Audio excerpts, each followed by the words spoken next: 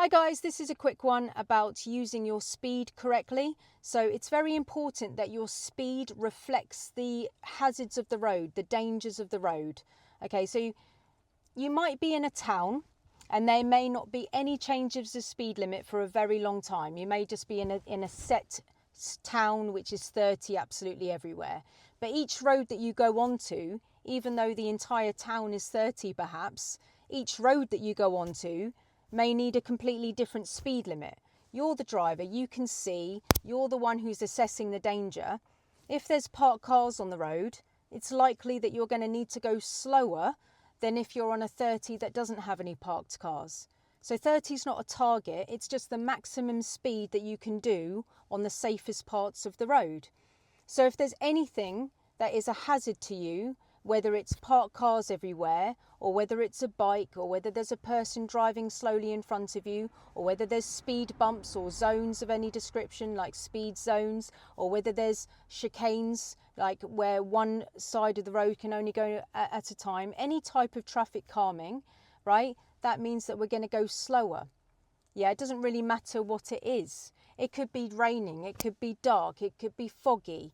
Yeah, the speed sign is always going to be there saying whatever it says, but the conditions around it will change by the season. It might be really icy. You can't do 30 if it's icy, you know, just as a sort of standard point to make.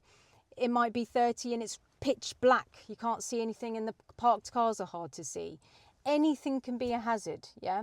The speed sign is always going to be there because it's made of a structure. But the stuff around it is going to change by the season, by the weather, by the parked cars, by the hazards, yeah?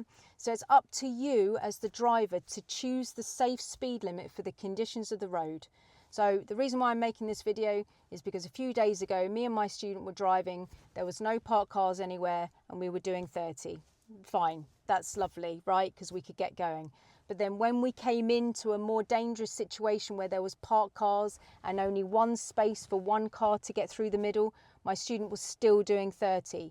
We didn't reflect the dangers of the road with the speed that we were using. It's a skill to reflect your speed fluctuating from a standard speed, if you can do it, if it's safe to do so, to a speed that reflects the danger. So you're going to go slower because of the danger that's around you. It's very important. That is a very big skill. The other thing that's skilled is going from a fast road to a slow road. So if you've been on a dual carriageway or motorway or something for hours and hours, and then you go down into a town, that reduction of speed to a lower speed limit, that's a skill because you're so conditioned to go fast from before, yeah? It's a skill to look at the road and be like, what speed do I need for the conditions? This person's broken down. I better slow down because there's a new hazard on this road.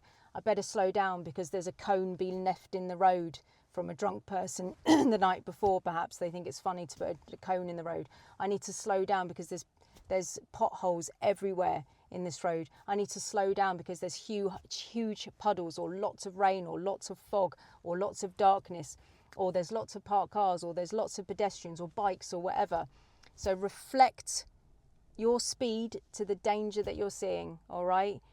The speed limits are not targets, but if it's safe to do them, then do them. Make progress, yeah?